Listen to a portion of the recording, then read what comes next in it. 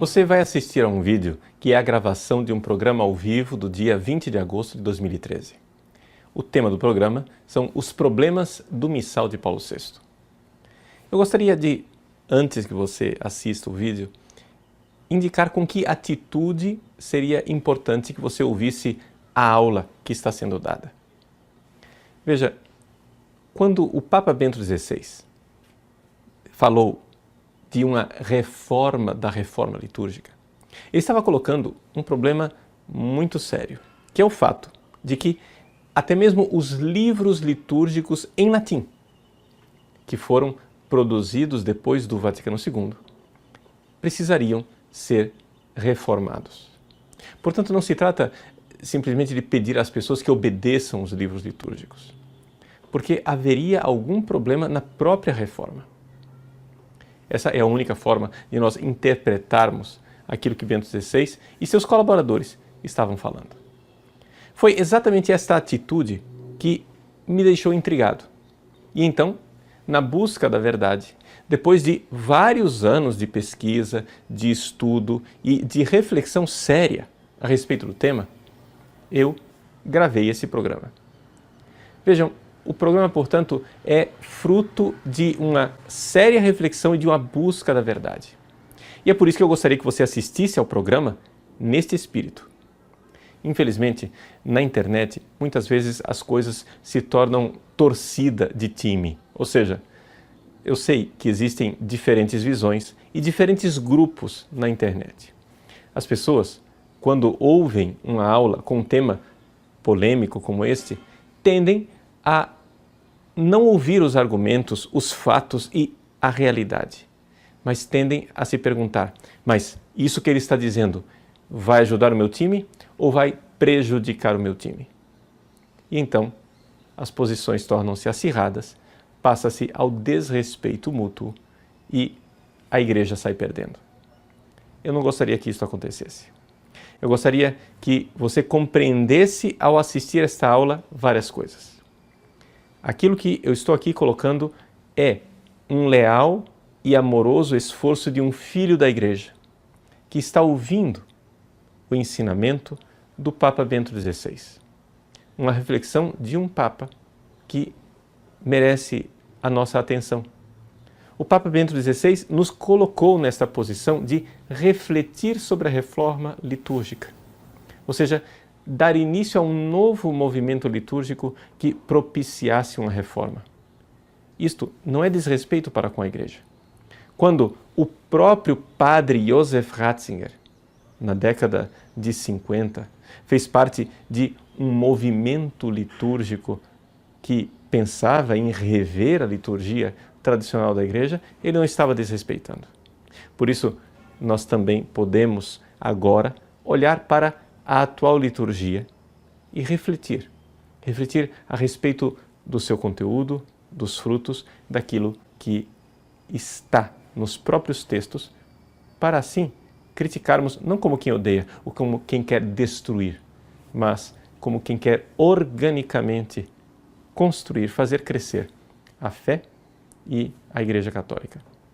Então, não se trata aqui de negar o Vaticano II, não se trata de negar a hermenêutica da continuidade e nem se trata, muito menos, de colocar dúvida a respeito dos papas que vieram durante e depois do Concílio Vaticano II. Trata-se de uma reflexão objetiva e sincera de quem quer buscar a verdade. Mas, então, se é assim, eu peço a você encarecidamente duas atitudes. A primeira, uma benevolência, como recorda Bento XVI no início do seu livro Jesus de Nazaré. Uma benevolência sem a qual não é possível entrar de acordo. E a segunda atitude, humildade de busca da verdade. Não a humildade de aprender comigo, não.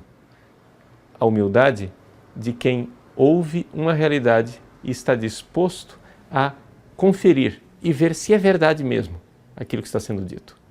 Porque verdade encontrada, verdade obedecida.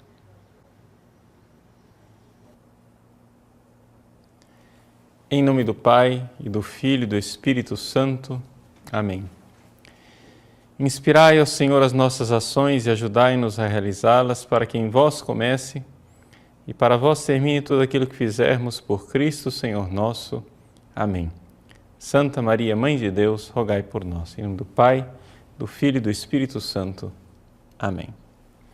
Muito bem, boa noite a todos, uma alegria estarmos juntos mais uma vez no nosso programa ao vivo, nosso encontro semanal. E o tema desta semana que nós iremos tratar é a questão do missal de Paulo VI. Não é? Ou seja, gostaríamos de juntos termos uma abordagem e responder a pergunta: qual é o problema com o missal de Paulo VI? Por que é que a pergunta é pertinente? A pergunta é pertinente porque Bento XVI foi quem levantou a questão, desejando, mostrando claramente que era necessária uma reforma da reforma. Vários cardeais e bispos da Cúria Romana se manifestaram nesse sentido. O próprio mestre de cerimônias do Papa, Monsenhor Guido Marini, se manifestou nessa direção. Então, qual é o problema que nós podemos encontrar no missal de Paulo VI? Bom, a questão é a seguinte: em primeiro lugar, não dá para a gente supor que todo mundo que está aqui assistindo entende do que é que nós estamos falando. Então, eu vou contar um pouco a minha história pessoal, porque assim dá para as pessoas se sintonizarem. Eu fui educado, durante todo o meu período de teologia, não é, para uma visão litúrgica, lá em Roma, né, a partir de uma liturgia de Paulo VI majestosa. Para mim não havia problema algum com o missal de Paulo VI. Para mim era muito evidente. Né? Vocês sabem, muitos de vocês sabem que eu fui diácono em Roma durante 2 anos. Durante esses 2 anos que eu fui diácono, todos os domingos eu participava da missa dominical do Cabido de São Pedro, numa época em que o arcipreste da Basílica, ou seja, aquele que chefiava os cônegos de São Pedro, era o nada mais, nada menos do que o cardeal Virgílio Noé, que tinha sido cerimoniário de Paulo VI. Né? O responsável pela implantação, digamos assim, da liturgia de Paulo VI, naquilo que se colocava como nobre simplicidade, porém, uma liturgia, sem dúvida alguma, sagrada. E foi nessa mentalidade que eu fui educado. É por isso que eu tive uma grande dificuldade de entender que houvesse algum problema com o missal de Paulo VI. Por quê? Porque o cardeal Virgílio Noé era um homem entusiasmado com o missal de Paulo VI. Não é? Ele nos ensinou como reverenciar a Santíssima Eucaristia, o sacrifício de Cristo oferecido com solenidade. Eu me lembro que quando eu era diácono, eu comprei um livrinho, não é? Depois eu tenho que procurar na biblioteca do seminário, o livrinho deve estar por lá, não é? Um pequeno livro em que estava lá as conferências que o cardeal Virgílio Noé fez para os cônegos da Basílica de São Pedro, em que ele dizia no livro que todos os dias nós deveríamos ter um caderninho e anotar os pequenos defeitos que nós pudéssemos encontrar na nossa forma de celebrar a missa. Ou seja, fazer um exame de consciência sobre a forma, se eu estou seguindo a rubrica, né, do missal de Paulo VI, como está lá direitinho. Então foi nessa mentalidade que eu fui educado. Né? Eu me lembro que Dom Eugênio Salles, né, cardeal arcebispo do Rio de Janeiro, um dia, quando eu ainda era seminarista, quando ele viu que eu tinha esta mentalidade litúrgica, ele um dia chegou para mim e disse: Paulinho, eu gostaria que você observasse a minha missa e me dissesse se eu tenho alguma coisa de errado, se eu faço alguma coisa errada na missa. Vejam, foi nessa mentalidade que eu fui educado. Então, quando os tradicionalistas diziam, olha, o missal de Paulo VI é um missal protestantizado, é um missal onde a majestade da Eucaristia, o sacrifício não está claro, para mim aquilo tudo era muito absurdo e incompreensível. Era como se aquelas pessoas estivessem falando grego para mim, ou seja, não é possível que elas estivessem falando daquele missal que eu vivia de forma tão intensa e de forma tão sagrada, de forma tão solene lá nas liturgias do Vaticano. Até que Bento XVI veio para mudar a minha cabeça. Em que sentido? Bento XVI começou a falar de reforma da reforma. Começou a fazer uma hermenêutica da continuidade também visual, ou seja, usando rendas, casula romana e colocando o crucifixo no centro do altar, colocando mais uma vez os candelabros, né, na frente entre o sacerdote e o povo, falando e defendendo a missa orientada, ou seja, a missa voltada para Deus, quando o povo e o sacerdote se voltam na mesma direção. Então aquilo lá foi um curto-circuito para mim. Eu disse, bom, vamos levar o Papa a sério e vamos ver por que é que ele está criticando a missa de Paulo VI. E comecei então a investigar o que é que havia de errado na missa de Paulo VI. Todas as argumentações me pareciam muito, assim, sem consistência ou exageradas. Até que finalmente eu encontrei, né, um autor que me foi indicado pelo Olavo de Carvalho. Ele disse, olha, Padre Paulo, o senhor tem que ler isso daqui. É um autor chamado Michael Davis, que muitos dos tradicionalistas devem conhecer. Para mim é novidade, mas para o pessoal da tradição é uma coisa, né, um clássico. Ele escreveu uma trilogia, 3 livros importantes, né? O professor Michael Davis escreveu o primeiro, esse Cranmer's Godly Order, ou seja, são 3 volumes sobre a Revolução Litúrgica. Então ele começa com a Revolução Litúrgica de Cranmer, na época de Henrique VIII, passa para o segundo volume para o concílio do Papa João XXIII e depois, no terceiro volume, ele fala propriamente da missa de Paulo VI. São estes 3 volumes. Deixa eu comentar para vocês, então, em primeiro lugar, o que é que está contido nesses 3 volumes. Valeria a pena aqueles que sabem inglês, não é? E querem se aprofundar no assunto, vale a pena realmente ler. Bom, no primeiro volume, eu vou comentar só o primeiro e o terceiro volume, que é o que nos interessa aqui, porque, evidente, o assunto aqui é muito longo. No primeiro volume, Michael Davis mostra como no século XVI, na Inglaterra de Henrique VIII, um arcebispo chamado Cranmer, que era protestante, fez uma revolução litúrgica. Vejam, para colocar alguns dados históricos, Henrique VIII cria na Eucaristia, né, da forma como nós cremos, ou seja, o que é que nós cremos a respeito da Eucaristia? Vamos assim, já colocar no início aqui os 3 pilares que distinguem uma missa católica de uma missa protestante, ou seja, existem algumas igrejas protestantes que têm missa, não é? Ou seja, como a igreja anglicana. E o próprio Lutero fez a missa alemã, de Deutsche Messe, etc. Então, o que é que distingue uma missa católica de uma missa protestante? São 3 pilares, 3 coisas importantíssimas. Em primeiro lugar, na missa católica, o sacerdote ordenado oferece um sacrifício diferente do sacrifício que o povo oferece. São 2 oferendas distintas, onde o sacerdote ordenado faz algo que o povo é incapaz de fazer.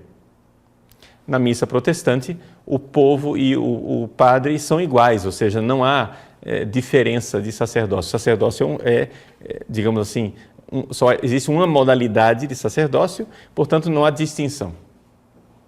Missa católica, O padre faz algo que o povo é incapaz de fazer. Missa protestante, todos os batizados são capazes de oferecer o sacrifício. Segundo pilar importantíssimo.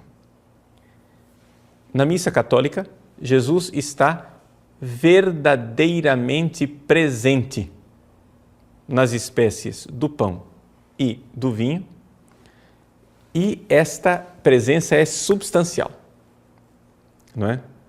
Nós costumamos chamar isso de presença real, não é uma presença simbólica. E terceiro ponto da missa católica, que se nós tirarmos isso, a missa não é católica, é o fato de que na missa é oferecido o sacrifício de Cristo na cruz. Então, vejam, o sacrifício de Cristo na cruz, aquele no Calvário, não é?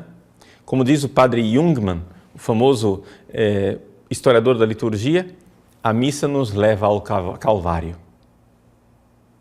Ou seja, nós nos aproximamos do altar da missa, no santo sacrifício eucarístico, com temor e tremor, porque estamos diante daquele ato que nos salvou, que abriu as portas do céu para nós.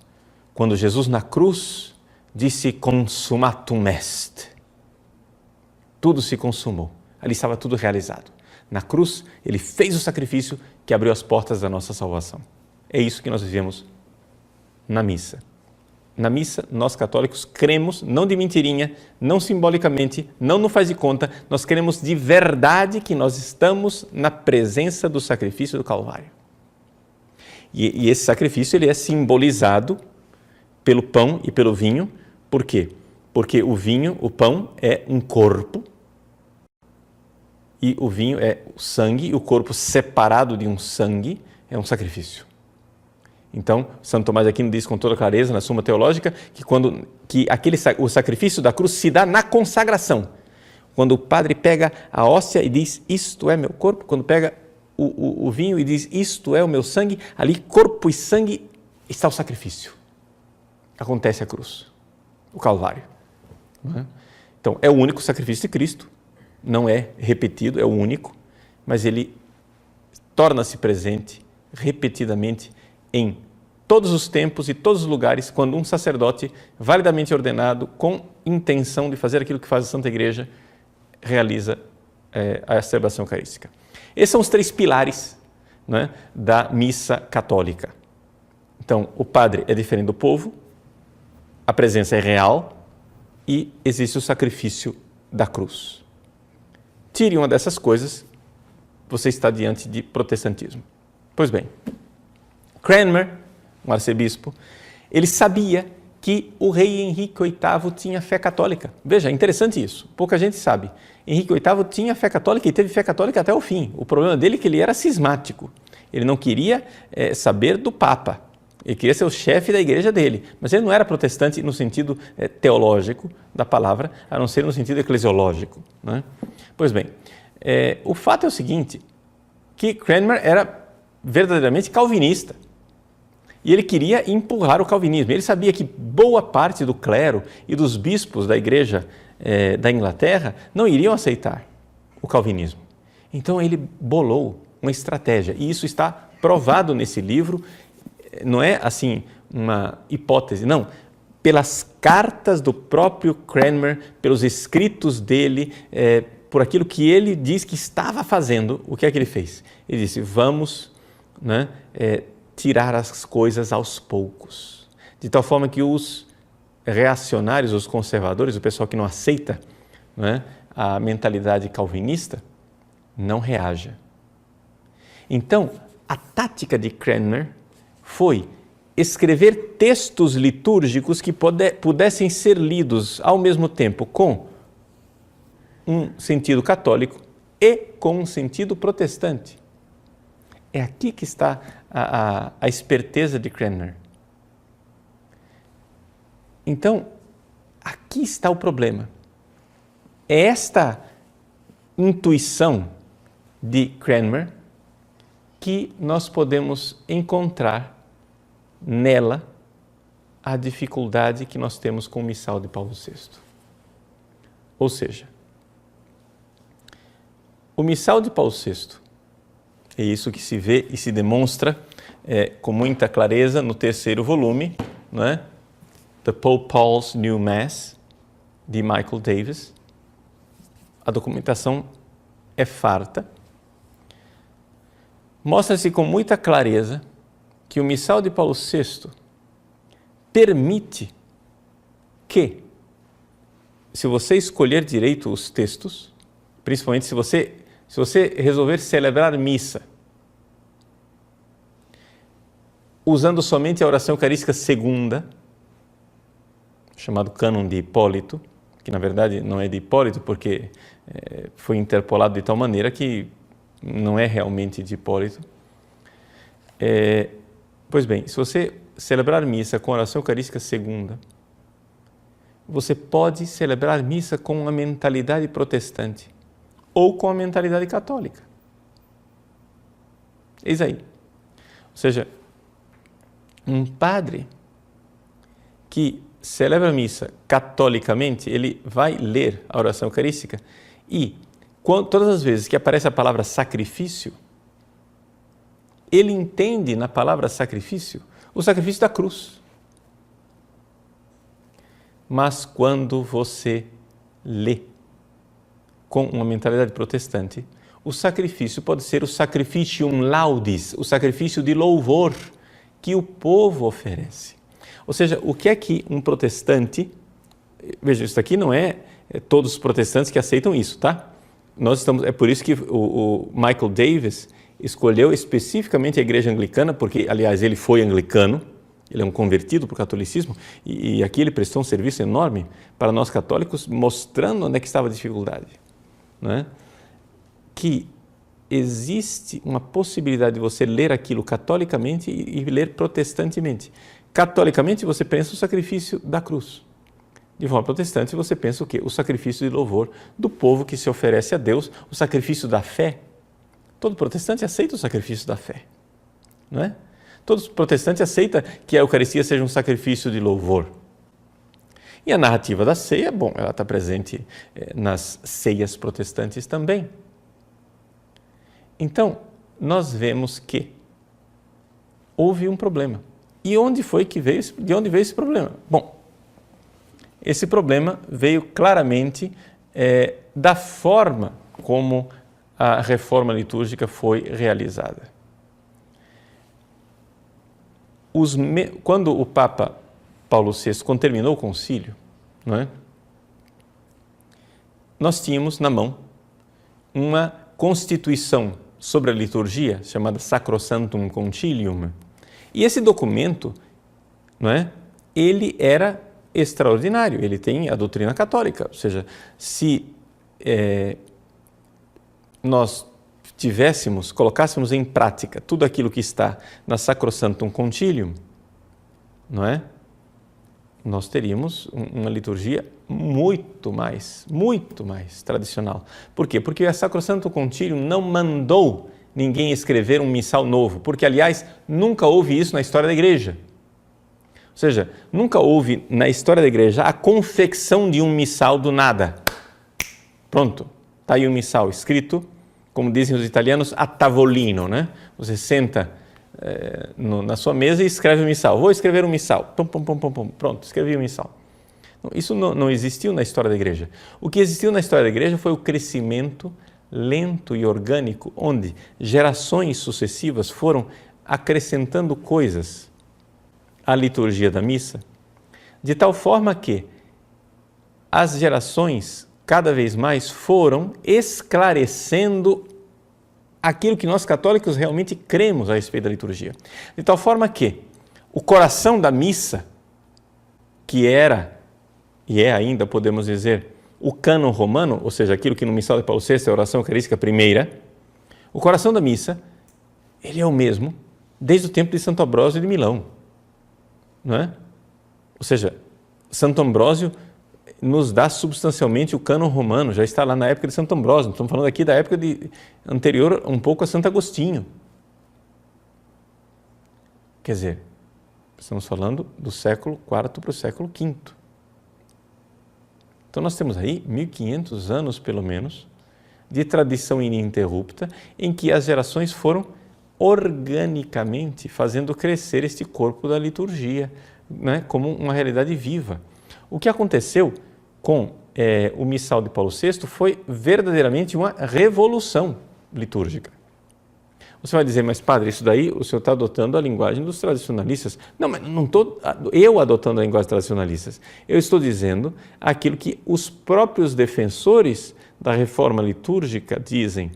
Por exemplo, o padre Gélineau, não é? Famosíssimo padre Gélineau, ninguém duvida que padre Gélineau era um defensor convicto do Missal de Paulo VI.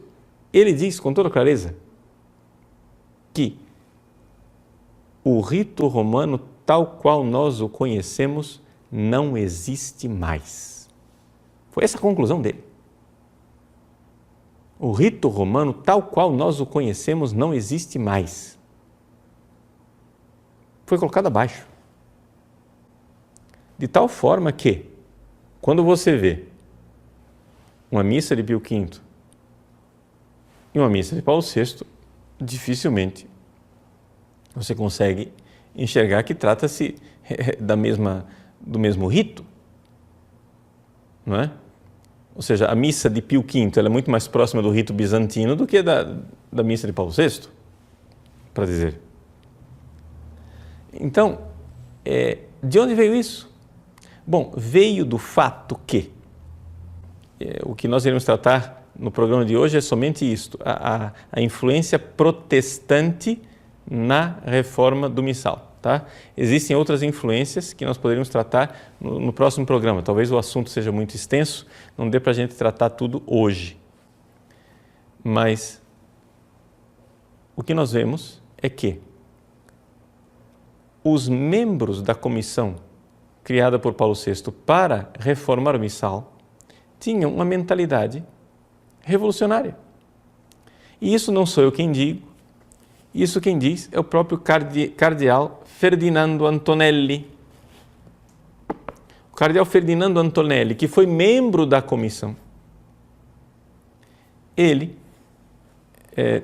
anotou nos seus diários. É interessante isso daqui, eu tenho aqui um livro escrito por Monsenhor Nicola Giampietro. Eu tenho, infelizmente, em francês. Por quê? Porque a edição italiana, já eu conto para vocês o que aconteceu. Bom, Monsenhor Nicola Giampietro, que na época era Frei Nicola Giampietro, que depois teve tanta dificuldade dentro da própria ordem que teve que sair e agora é padre diocesano, mas está trabalhando na congregação para o culto divino e disciplina dos sacramentos no Vaticano, graças a Deus. Monsenhor Nicola Giampietro, ele fez a sua tese de doutorado no Santo Anselmo e conseguiu da família do cardeal Antonelli ter acesso aos escritos, ao diário do cardeal, né? E foi lá, atrás do diário do cardeal. E o cardeal, então, narra como aconteciam os encontros do chamado Concilium ad exequendum Constitutionem, o concílio para a execução da Constituição litúrgica, né? Aqui, o concilium, o conselho em português. Então, o conselho se reunia, eram uns 40, 50 membros, com observadores protestantes, né? Observadores protestantes. O conselho se reunia e o cardeal Antonelli diz: as pessoas que compõem esse concílio têm um espírito de desprezo por tudo aquilo que está aí, ou seja, toda a liturgia que nós celebramos hoje, né, que na época era a liturgia de Pio V. E isso não é sadio. E essas pessoas, isso eram os revolucionários. E havia outros, que eram os melhores, ou seja, as pessoas mais bem intencionadas, que tinham uma mentalidade arqueológica, ou seja, de pegar simplesmente a liturgia mais antiga, né? A liturgia romana mais pura, tentando varrer de lado todo aquilo que foi acrescentado depois, especialmente as influências galicanas que vieram depois e tantas outras coisas. Então, se queria voltar a uma liturgia tão primitiva, tão primitiva, tão primitiva, que ficava somente no osso. Ou seja, o fato é o seguinte, resultado dessa história toda, hoje o que nós temos liturgicamente no Missal de Paulo VI é uma indigência ritual enorme. Ou seja, a indigência ritual é tão grande que as pessoas têm a tendência de acrescentar ritos. Aí pronto, você traz as dançarinas, né? Inventa procissões, faz coisas etc e tal, jograis dentro da missa, porque já que é tão pouco rito, as pessoas vão acrescentando ritos da sua própria criatividade. Bom, mas isso deixemos de lado. O cardeal Antonelli, então, diz isso com toda clareza. Monsenhor Nicola Giampietro escreveu a sua tese.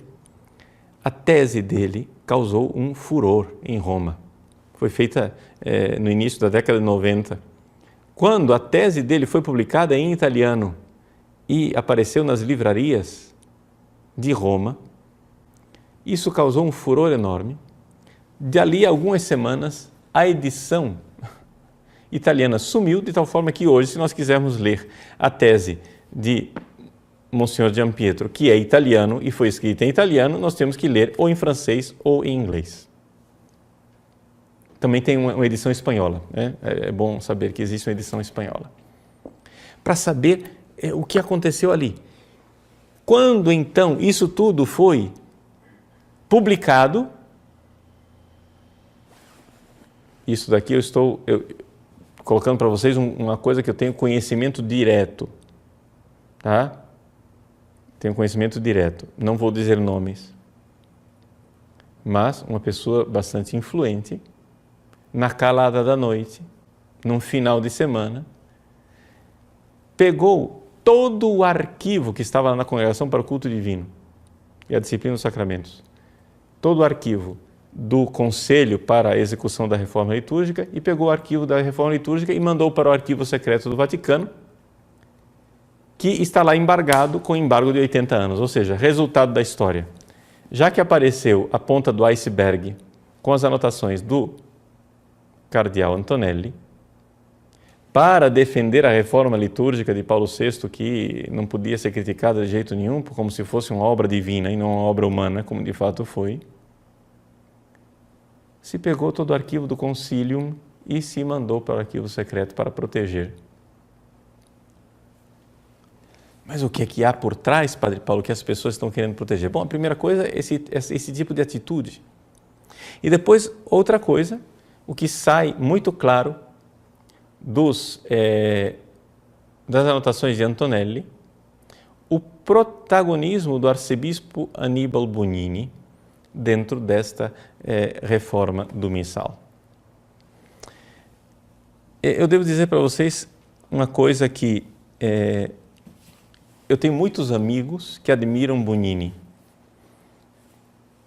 Não quero aqui ofender essas pessoas. Mas vamos diante daquilo que o próprio Bonini coloca no seu livro La Riforma Liturgica 1948 a 1975. Não é? Eu fui reler esse livro, olhar um pouco as coisas, como é que ele narra. Evidente que ele faz uma narrativa da reforma litúrgica, tentando defendê-la. Mas mesmo da defesa dele, a gente vê onde é que está a dificuldade. A dificuldade é que se tentou fazer uma missa e um missal que fosse ecumênico. Ou seja, embora os observadores, e nisso o Bonini insiste muito, os observadores protestantes que estavam lá não escreveram o missal, os observadores protestantes que estavam lá não fizeram o missal. Bom, embora eles estavam lá observando, eles estavam lá trocando ideias, não nas assembleias plenárias, que eles não tinham direito nem de voto e nem de voz. Mas as assembleias eram de manhã, na parte da tarde havia uma possibilidade de troca de ideias amplíssima, de tal forma que o próprio cardeal Baum, que foi um grande defensor da reforma litúrgica, dizia que, de fato, eles tiveram uma grande contribuição, os protestantes. Então você tem ali toda uma possibilidade de ler o missal de Paulo VI de uma forma católica e de uma forma protestante. É isto que estava na ideia de muitos membros dessa comissão. Não quero colocar tudo na conta do arcebispo Bonini, que na época não era arcebispo, era só padre Bonini. Mas eu devo dizer com toda clareza que, infelizmente, quando você fica sabendo disso, fica sabendo da artimanha de Cranmer e compara essa mesma artimanha agora no Missal de Paulo VI, você começa a ler o Missal de Paulo VI de outra forma. Então aí eu compreendo, olho para a minha própria biografia e vejo por que é que eu não entendia os argumentos dos tradicionalistas. Os tradicionalistas diziam, essa missa é protestante, essa missa é protestante. Eu dizia, mas é absurdo. De fato, vejam, a missa de Paulo VI, ela não é protestante. Mas ela teve uma influência na sua redação, o missal teve uma influência na sua redação, por pessoas tomadas por um tal espírito de ecumenismo que quiseram varrer ou tirar do lado tudo aquilo que fosse chocar os protestantes. Quando, finalmente, Paulo VI, o Papa Paulo VI, começou a se dar conta do que estava acontecendo, ele começou a tomar as rédeas, mas já era tarde. Por exemplo, uma das coisas que Paulo VI fez, e nós damos graças a Deus que ele o fez, não é? Foi exigir que o cânon romano, ou seja, a oração eucarística que havia no missal anterior, estivesse no missal. De tal forma que, através da encíclica sobre a Eucaristia do Papa Paulo VI, a Constituição e a Instrução Geral do Missal Romano, revista, porque é interessante notar que foi feita uma de 69, que era bastante protestantizada, e Paulo VI, em 70, reviu as coisas, mandou mudar uma série de expressões para ficar claro o ensinamento católico. Então, a encíclica de Paulo VI, a Constituição que promulgou o missal e a Instrução Geral, e a presença do próprio cânon romano dentro do missal, garantem que a interpretação, a única interpretação possível e legítima do missal de Paulo VI é a interpretação católica. Por quê? Porque Paulo VI era católico e a fé eucarística de Paulo VI nos seus documentos, nas suas encíclicas, é uma coisa que ninguém pode questionar. Não é? Podemos questionar algumas opções dele, podemos questionar algumas atitudes de governo, mas a fé de Paulo VI eu acho que não dá para questionar, pelo menos é o que a gente vê com toda clareza nas suas encíclicas, não é? E no credo do povo de Deus. Pois bem, o missal de Paulo VI, então, ele é um missal que tem uma dificuldade. Ele não é um missal que faz questão de afirmar e reafirmar a fé católica naqueles 3 pontos que eu coloquei para vocês. Distinção entre o sacerdócio do padre e o dos fiéis, que a presença real é verdadeira, substancial, e que o sacrifício de Cristo na cruz está lá. Peguem a oração eucarística segunda, não é? Chamado Cânon de Hipólito, e leiam com a mentalidade protestante.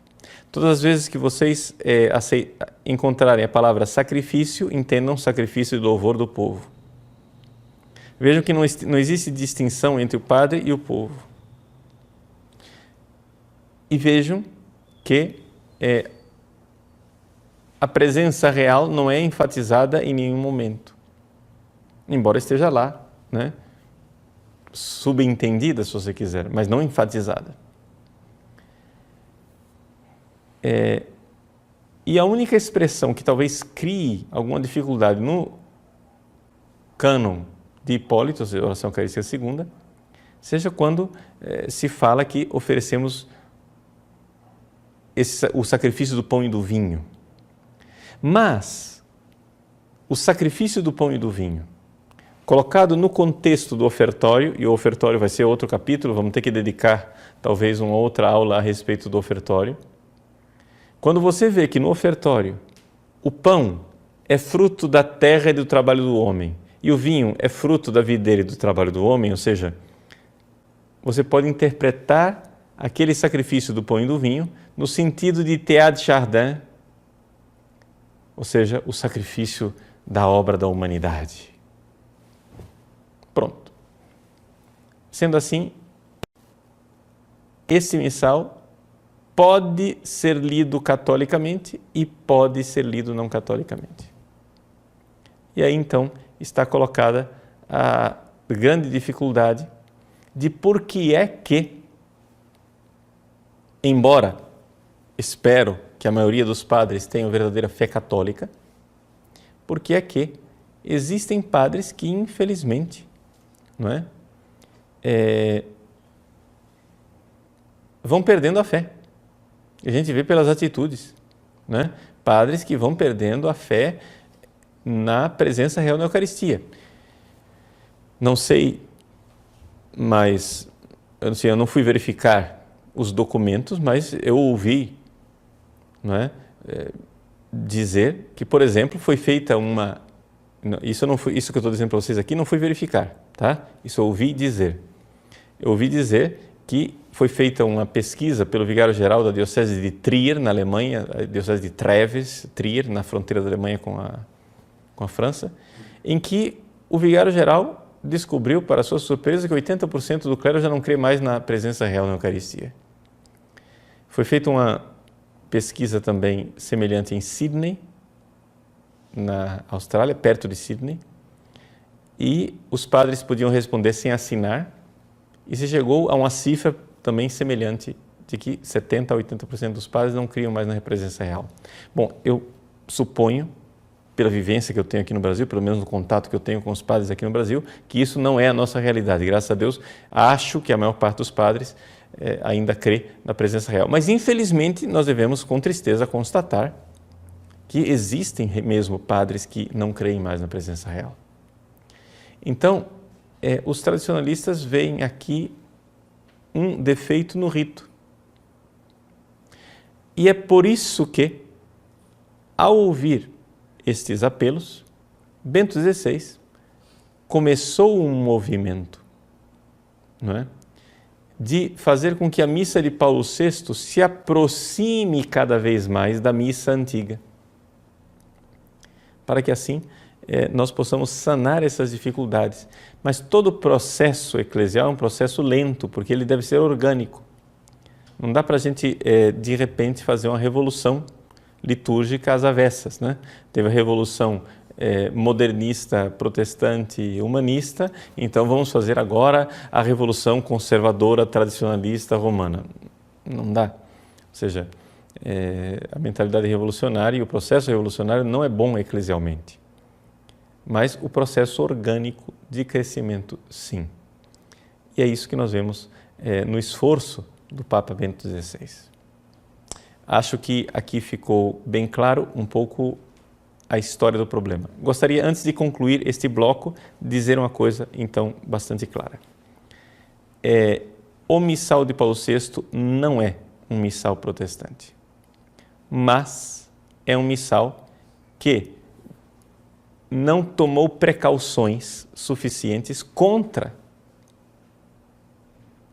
a sua manipulação, ou seja, o fato de que ele pode ser manipulado por pessoas de mentalidade protestante e ser levado a uma realidade protestante. Então, é esta a fragilidade do missal de Paulo VI, pelo menos assim, grosso modo, em linhas gerais. Vamos fazer um pequeno intervalo, eu volto já, então, para responder as suas perguntas e tirar as suas dúvidas. Até já.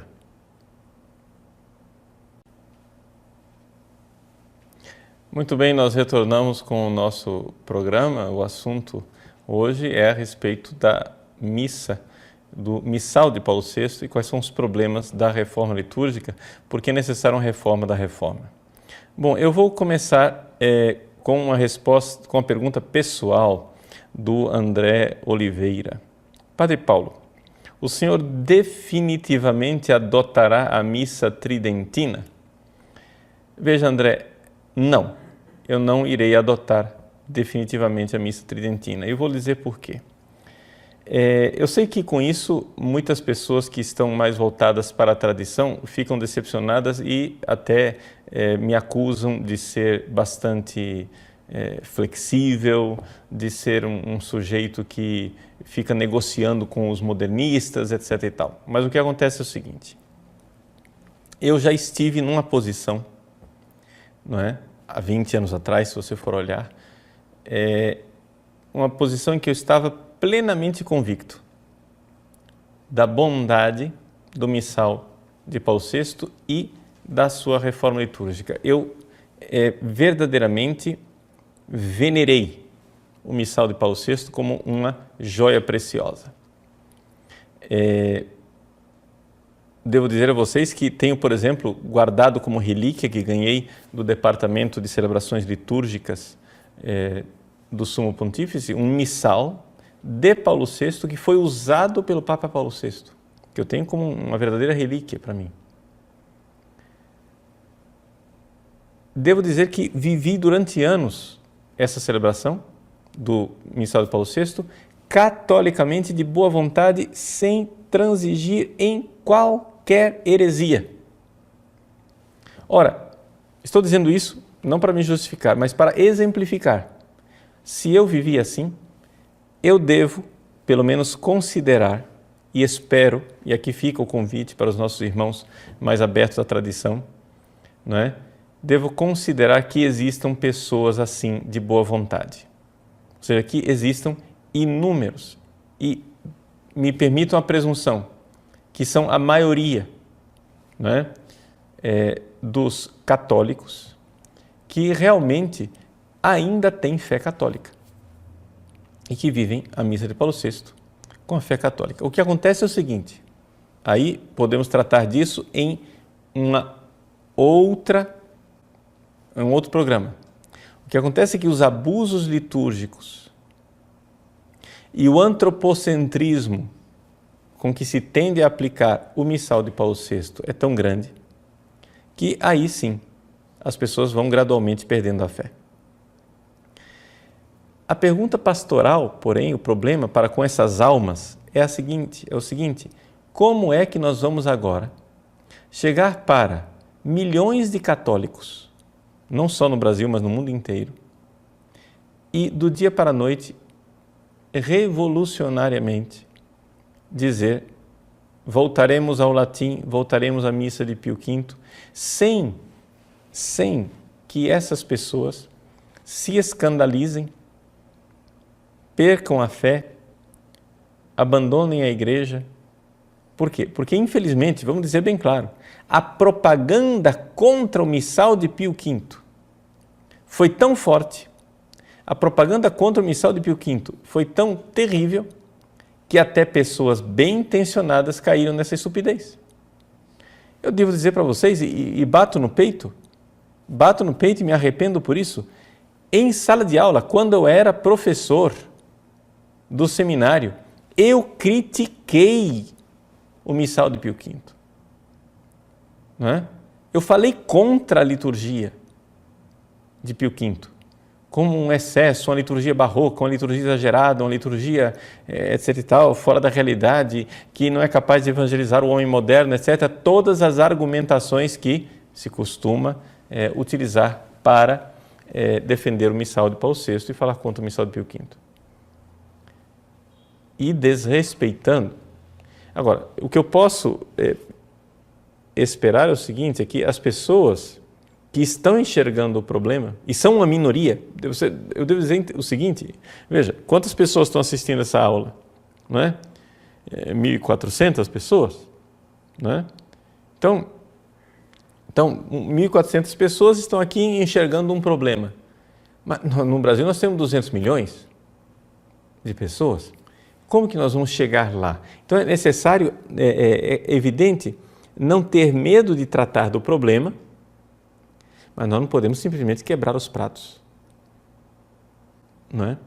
Nós não podemos simplesmente dizer não. Todo mundo agora vai ter que se adequar a isso, vai ter que voltar atrás. Primeiro porque não é factível. Não é? Por exemplo, nós temos a geração que está hoje no episcopado. A geração que está hoje no episcopado, eles eram seminaristas na época do concílio. E eles viveram apaixonadamente o concílio. Os bispos do nosso país dificilmente irão aceitar, não é, esse tipo de reflexão que eu estou fazendo aqui, mostrando documentos, porque estão vacinados contra ela. Também eu acho que a esmagadora maioria, se não todos, a esmagadora maioria jamais teve a oportunidade de refletir sobre qual é realmente o problema que está lá no Missal de Paulo VI. Não leu esses livros que eu estou falando aqui, porque também eu não tinha lido, não é?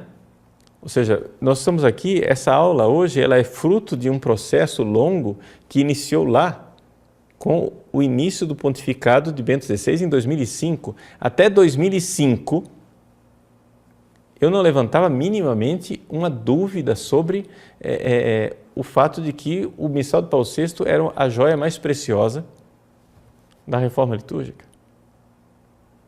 Não é? Então, eu quero que vocês entendam isso, que, como eu, deve haver também tantos outros padres de boa vontade. E essas pessoas nós não podemos atropelá-las. Nós devemos, sim, fazer um apostolado sincero, fazer esse tipo de diálogo que nós estamos fazendo aqui, para aos poucos ir mostrando para as pessoas onde é que estão as dificuldades. Mas nós não podemos simplesmente ignorar uma igreja inteira que vive uma liturgia, porque existe um pequeno grupo que está pronto para viver a liturgia de Pio V, achar que a igreja inteira está pronta. Não podemos... Gente, é a salvação das almas que está em risco. Existem pessoas com verdadeira fé católica, crendo verdadeiramente na Eucaristia, que ficariam escandalizadas. Eu me lembro, por exemplo, quando o Papa Bento XVI publicou a Summorum Pontificum, que eu estava em Cachoeira Paulista, e uma senhora lá, que eu não conheço, que certamente era da Renovação Carismática, que estava lá durante um acampamento de oração, ela me parou no meio da chácara e disse: Padre Paulo, o senhor já esteve no Vaticano, faça alguma coisa. Esse Papa quer que nós voltemos à missa em latim, mas a gente não entende nada, padre. O que é que nós vamos fazer? Eu estou desesperada. Entende? Uma interpretação da senhora, etc. Mas você compreende que pessoas de boa vontade ficariam escandalizadas. Não é? Então, Júlio Guerra, aqui, continuando as perguntas. Padre Paulo, existe algum risco da suspensão do motu proprio Summorum Pontificum? Olha, Júlio, eu acho que não é provável. Né? O próprio Papa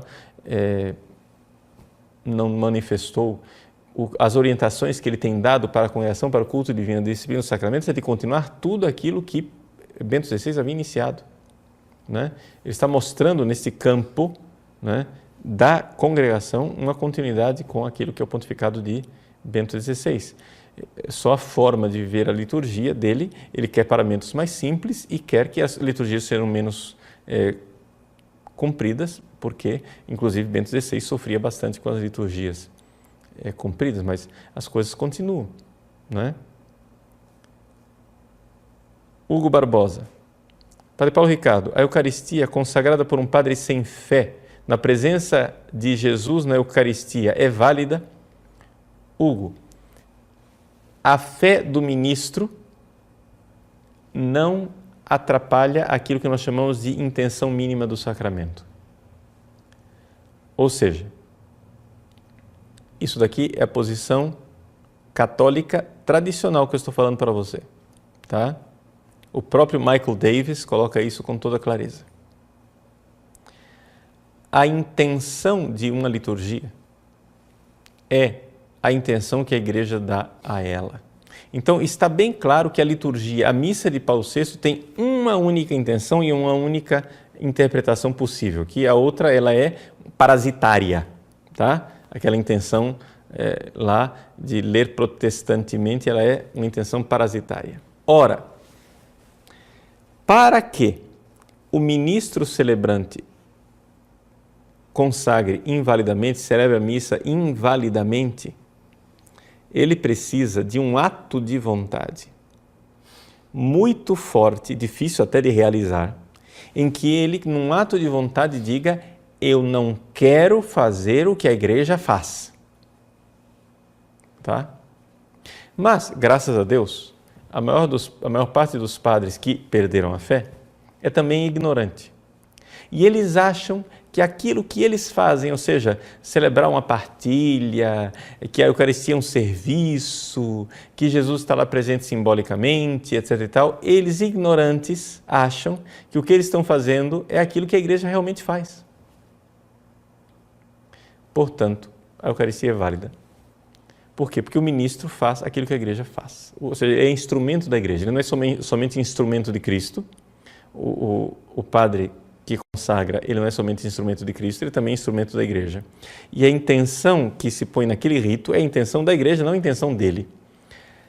Porque para que a intenção dele contamine o rito, é necessário que ele ponha um ato de vontade explícito, resoluto e bastante consciente de que ele não está fazendo o que a igreja fez e faz. Né? Portanto, ele tem que se separar da igreja, tem que haver quase que uma intenção cismática, digamos assim. E isto, pelo que a gente conhece da psicologia da maior parte dos padres, é bastante raro, né? Diria. Então, eu acho que a maior parte dos padres não seria quase capaz de celebrar invalidamente, né? Mesmo que ele tenha perdido a fé. Muito cuidado, então, de cairmos no donatismo. Não é? O donatismo é a heresia segundo a qual a validade dos sacramentos depende da dignidade do ministro. Portanto, a fé do ministro, ela seria desejável, é uma tristeza que haja padres sem fé, mas um padre sem fé não necessariamente celebra invalidamente. Porque existe a chamada intenção mínima. Para provar que isso que eu estou dizendo é a posição da igreja, veja, por exemplo, que a igreja aceita o batismo dos protestantes, que têm uma visão herética do batismo. Para a maior parte dos protestantes, o batismo é somente uma cerimônia que não realiza nada. O batismo é uma cerimônia pública de expressão da fé, mas não existe nenhuma graça sacramental para a maior parte dos protestantes. Não é? Ou seja, para a maior parte dos protestantes, batizar ou não batizar, tanto faz. E, no entanto, a igreja aceita o batismo na maior parte das igrejas protestantes, a não ser que haja um erro de matéria e de forma. E a igreja não põe grande dificuldade na intenção. Por quê? Porque o protestante, quando batiza, acha que o que ele está fazendo é o que Jesus mandou fazer, é o que está lá. A mesma coisa, a maior parte dos padres acha que quando celebra a Eucaristia, que para ele é só um símbolo, para ele é só uma partilha, ele acha que está fazendo o que Jesus mandou fazer. Embora a opinião a respeito daquilo que Jesus mandou fazer seja errônea. Portanto, a Eucaristia vale. Tá? Assim como o batismo dos protestantes que têm visão herética vale. Então, um padre que tem uma visão herética não consagra invalidamente, necessariamente, como um protestante que tem uma visão herética não batiza invalidamente. Nós não podemos ser muito assim rigorosos nessa história de intenção, porque senão vamos lembrar que nós temos 2000 anos de história e que nós tivemos pontos de uma cultura eclesiástica bastante baixa, né? O que é que nós vamos fazer? Por exemplo, quando durante a Alta Idade Média, muitos padres eram semi-analfabetos e tinham um treinamento teológico muito carente. As missas deles eram inválidas? Não, a igreja sempre considerou válido porque eles faziam aquilo que a igreja faz, era a intenção mínima, não é? Marco da Vinha. Padre Paulo, acha que se perde muito tempo na discussão de rubricas em vez de chegar ao cerne da questão, como se encara a liturgia? Veja, Marco, eu acho que realmente existe isso. A maior parte das pessoas que estão tentando ajudar na implementação da liturgia desconhece esse tipo de problema que eu estou colocando aqui. Portanto, na verdade, seria necessário, não é, uma conscientização dessas coisas centrais. E o que há de central, não é, são esses 3 pilares, uma distinção entre o sacerdócio do ministro e o sacerdócio dos fiéis, o padre, sacerdote ministerial e o sacerdócio batismal dos leigos, que a Igreja Católica sempre aceitou, que eles têm um sacerdócio, mas é bem distinto, não somente em termos de visibilidade, mas essencialmente distinto. Os dois pertencem e são expressões do único sacerdócio do Senhor Jesus Cristo, mas são essencialmente distintos. Segunda coisa, o sacrifício na cruz e exercer a presença real. Essas 3 coisas são importantíssimas, a gente precisa tratar desses 3 assuntos, sobretudo. E tem que ficar bem fixos na mente dos fiéis, dos padres, dos seminaristas, e nós precisamos trabalhar nisto. Né?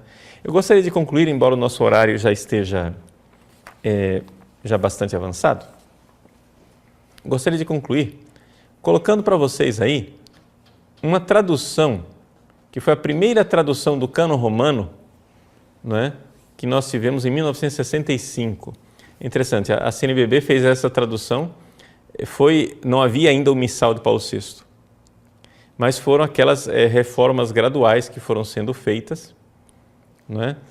E em 65 foi dada a autorização de, ainda no Missal antigo, se fazer o cânon em português.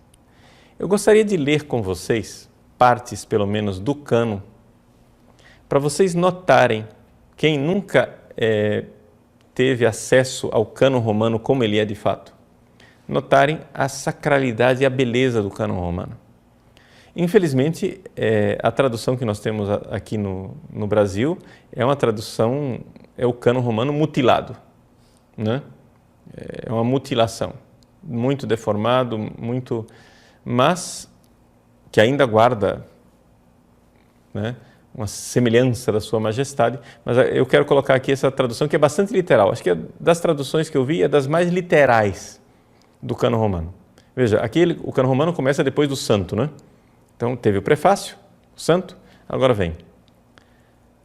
A vós, portanto, acho que vocês têm o texto aí para acompanhar. A vós, portanto, Pai Clementíssimo, por Jesus Cristo, vosso Filho e Senhor nosso, nós vos pedimos e rogamos humildemente que aceiteis e abençoeis estes dons, estas dádivas, estas oferendas santas e imaculadas. Nós vos oferecemos em primeiro lugar pela Santa Igreja Católica. Dignai-vos por toda a terra dar-lhe paz, protegê-la, uni-la e governá-la em união com o vosso servo, o nosso Papa Francisco, o nosso bispo, aqui coloca-se o nome do bispo de vocês, aqui em Cuiabá, Milton, e com todos os que conservam e cultivam a fé católica e apostólica. Lembrai-vos, Senhor, dos vossos servos e servas e de todos os presentes, cuja fé e devoção conheceis, pelos quais vos oferecemos e eles vos oferecem também. Vejam aqui a distinção claríssima entre a oferenda do sacerdote e a oferenda dos fiéis, né? Lembrai-vos, Senhor, dos vossos servos e servas e todos os presentes, circunstantium, diz em latim, né? Os que estão circunstantes, cuja fé e devoção conheceis, pelos quais vos oferecemos, o Padre, e eles vos oferecem também esse sacrifício de louvor.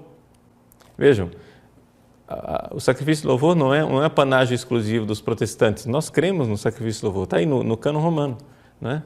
Por si e por todos os seus. Mas aí vem uma coisa que os protestantes não aceitam.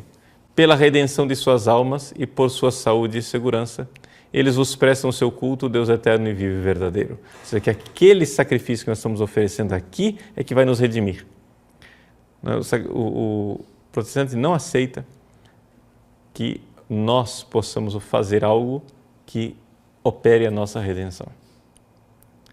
Unidos na mesma Assembleia, comunicantes, né? Em latim. Veneramos, em primeiro lugar, a memória da gloriosa e sempre Virgem Maria, Mãe de nosso Deus e Senhor Jesus Cristo. Em seguida, a São José, esposo da mesma Virgem, e a dos vossos apóstolos e mártires. E aí vem a lista dos santos, eu vou pular para não ser tão comprido. Eis, pois, a oblação dos vossos ministros e de toda a vossa família. Veja a distinção, ele insiste sempre, ministros e a família. O ministro é o sacerdote que oferece, a família é o povo que está lá. Recebei, Senhor, com benevolência, disponde na paz os nossos dias, livrai-nos da condenação eterna, a palavra eterna, que foi amputada da tradução atual. Dai que sejamos contados em o número dos vossos eleitos. Esta oblação dignai-vos, ó Deus, fazer que seja em tudo. Aí vem, veja, como uma oblação, esta aqui. E aí se dizia claramente, não é lá o sacrifício da fé do povo, não, é aqui o pão e o vinho. Não é? Seja em tudo abençoada, confirmada, ratificada, adequada e agradável, para que se faça para nós o corpo e o sangue de vosso Filho muito amado, nosso Senhor Jesus Cristo. E aí vem a consagração, com algumas coisas muito bonitas, o qual, na véspera de sua paixão, tomou o pão em suas mãos santas e veneráveis. Desaparecendo as mãos santas e veneráveis de Jesus no nosso cânon atual. E erguendo os olhos ao céu, a vós, ó Deus, seu Pai Todo-Poderoso, rendeu graças, abençoou, e aí vem a consagração do pão, a consagração do vinho, que fala do precioso cálice. Né? Passamos adiante, mais abaixo diz assim, recordando, pois, Senhor, nós, vossos servos e vosso povo santo, vejam como a distinção está sempre presente. A bem-aventurada paixão de Cristo, vosso Filho, nosso Senhor, bem como a sua ressurreição e gloriosa ascensão ao céu, oferecemos a vossa augusta majestade, dentre os bens que nos destes, a vítima pura, hóstia, em latim. Não é? Vejam, a palavra hóstia, vítima, está presente no cânon terceiro e no cânon quarto. Não é? Na oração eucarística terceira, na oração eucarística quarta, mas na segunda não. Não é? A segunda é a possibilidade, digamos assim, ecumênica. Jamais um protestante aceitaria isso daqui. Ou seja, Lutero havia duas coisas na missa que Lutero abominava, o ofertório e o cânon romano. Infelizmente o ofertório, com o missal do Paulo VI, foi mudado, mas o cânon romano está aqui. Vítima pura, vítima santa, vítima perfeita, o pão sagrado da vida eterna e o cálice da perpétua salvação, sobre os quais dignai-vos olhar com bondade e benevolência e aceitá-los como aceitasseis as oferendas do vosso servo Abel. Quer dizer, no nosso cânon atual, amputado, é a nossa tradução brasileira, que é uma coisa triste, né? Abel não é servo. Nele, o sacrifício do nosso patriarca Abraão. Abraão não é patriarca. Né? E Melquisedeque não é sumo sacerdote. Sacrifício santo, hóstia imaculada. E nós também, vossos servos pecadores, que esperamos em vossa infinita bondade, dignai-vos conceder-nos um lugar na companhia dos vossos santos apóstolos e mártires, vem a lista dos santos, admiti-nos no meio deles, sem considerar os nossos méritos, mas antes a largueza do vosso perdão, por Cristo nosso Senhor.